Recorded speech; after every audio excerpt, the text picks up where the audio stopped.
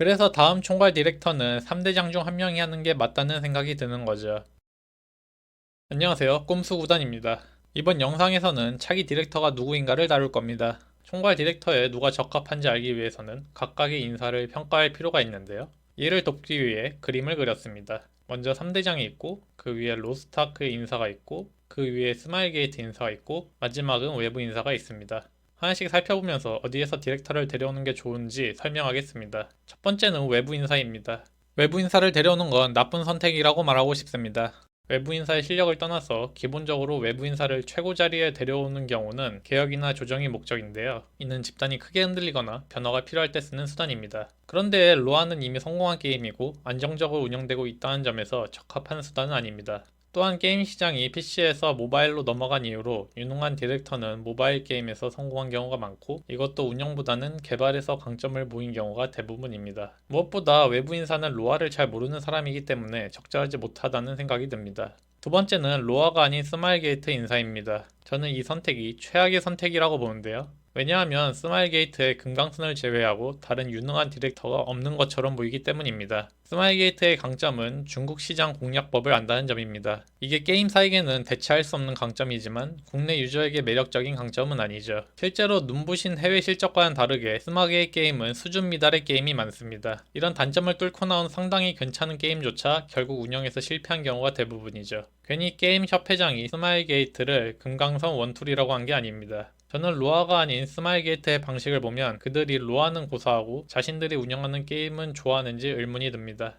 혹자는 이를 이사회의 압박 때문이라고 말할 수 있겠지만 그런 책임자가 로아 총괄 디렉터로 온다면 로아가 어떻게 될지 심히 우려됩니다. 만약 이런 상황이 발생한다면 일단 금강산 디렉터도 동의한 인물이니 믿긴 하겠지만 마음의 준비를 크게 해야 할 것 같습니다. 다음은 로아 내부 인사입니다. 이 선택은 시기상조 또는 기회라고 봅니다. 금강산 디렉터는 이미 내부 인사 중 3대장을 선택한 과거가 있습니다. 즉 3대장이 내부 인사 중 최고의 인재라는 점에 동의하는 것이죠. 그런 상황에서 갑자기 돌아온 금강산 디렉터가 4개월 만에 3대장을 뛰어넘는 인재를 발견한다고 생각하기 어렵습니다. 만약 이런 선택을 하게 된다면 금강산 디렉터는 더 많은 시간이 필요할 것입니다. 그럼에도 다른 내부 인사가 선임된다면 그의 입김이 크게 발휘된 것이니 기대감은 높을 것입니다. 마지막은 3대장입니다. 지금으로서 차선책이라고 말할 수 있습니다. 우리가 인정해야 할 점은 종합적으로 금강선만큼 할 수 있는 디렉터가 없다는 점입니다. 그리고 그 금강선 디렉터가 지명한 인물이 3대장이죠. 실제로 운영 안정성에서 금 디렉터 체제보다 좋았던 건 사실입니다. 레이드의 재미는 말할 것도 없고 지금은 속 터지는 엘릭서도 처음에는 매우 신선했습니다. 게임지화 정책을 유동적으로 바꾼 덕분에 어느 때보다 안정적인 흐름을 보였죠. 보통 3대장 체제를 의심한 이유는 역시 지난 6월에 있던 위기 때문인데요. 당시 위기를 세 가지로 나눴는데 부실한 업데이트, 중국몽 검열, 로아온 실패입니다. 먼저 부실한 업데이트인데 아무리 봐도 제 눈에는 중국 서버 런칭의 원인으로 보입니다만 금 디렉터는 이를 부정했습니다. 하지만 당시에는 중국 서버의 성공이 너무나 중요한 상황이어서 무조건 신뢰하기는 어렵습니다. 다만 이제는 런칭할 해외 서버도 거의 없으므로 부실한 업데이트가 운영진 문제인지 업무 과정 문제인지 정확하게 알 수 있을 겁니다. 이 문제는 보류하겠습니다. 두 번째는 중국몽과 검열입니다.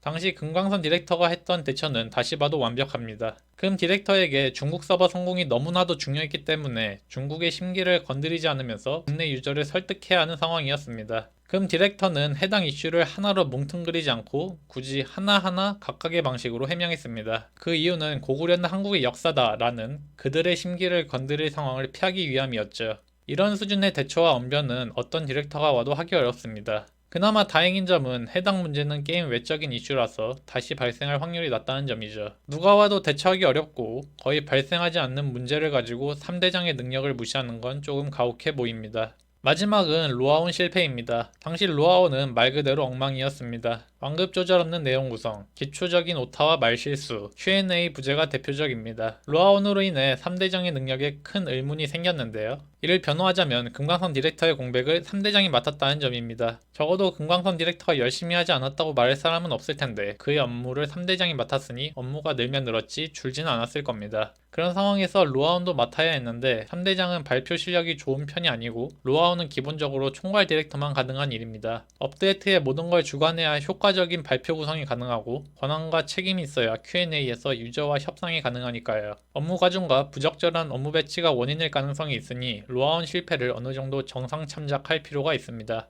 결론은 당시의 위기 때문에 3대장을 디렉터에 부적합한 인재라고 판단하는 건 조금 이르다는 생각입니다. 3대장 중 한 명을 총괄 디렉터로 선임하거나 적어도 그들의 기존 업무를 줄이는 방식으로 다시 기회를 줄 필요가 있다는 거죠. 그보다 나은 대안이 유저 입장에선 없어 보이기도 합니다. 지금까지는 왜 3대장이 디렉터를 해야 하는가에 대한 당위성을 다뤘는데 이는 3대장이 디렉터라는 주장은 아니라서 조금 부연 설명을 하겠습니다. 먼저 이번에 업데이트한 빛나는 추억의 섬에서 3대장 마스코트가 등장했습니다. 3대장이 아닌 인물이 선임되는 흐름이라면 3대장이 인게임에 등장하는 건 좋은 상황이 아닙니다. 두 번째는 금강산 디렉터가 이번 킨텍스 행사를 끝으로 바로 다음 디렉터가 로아온을 진행한다고 했는데 소개된 적 없는 인물이 갑자기 로아온을 진행하는 건 너무 파격적입니다. 세 번째는 금강산 디렉터가 후임 디렉터에 관한 구체적인 이야기를 전혀 하지 않았다는 점입니다. 라이브를 6번이나 해서 소개할 기회는 많았는데 등장한 사람 중 디렉터가 가능한 인물은 3대장밖에 없습니다. 무엇보다 후임 디렉터가 정해졌다면 이렇게 숨길 이유가 없습니다. 디렉터는 결국 유저와 계속 소통하는 자리이므로 빨리 만날수록 좋으니까요. 반대로 후임 디렉터가 정해지지 않았다면 지금부터 한 달 후 로아온을 진행할 만큼 로아를 잘 아는 인물이어야 하는데 이는 3대장밖에 없습니다. 제 채널이 벌써 1000명에 가까워졌는데요. 아직 1000명은 아니라서 지금 구독하시면 세 자릿수 구독자가 될 수 있습니다. 제가 예전에 세 자리일 때 구독했던 유튜버가 지금 33만을 찍은 걸 본 적이 있는데 제 기분이 좋더라고요. 영상이 마음에 드시면 좋아요를 눌러주세요. 더 많은 꼼수를 보고 싶다면 구독을 눌러주세요. 그리고 하나만 기억하세요. 강선이 형, 지구 최초 종신 디렉터는 어떠신지?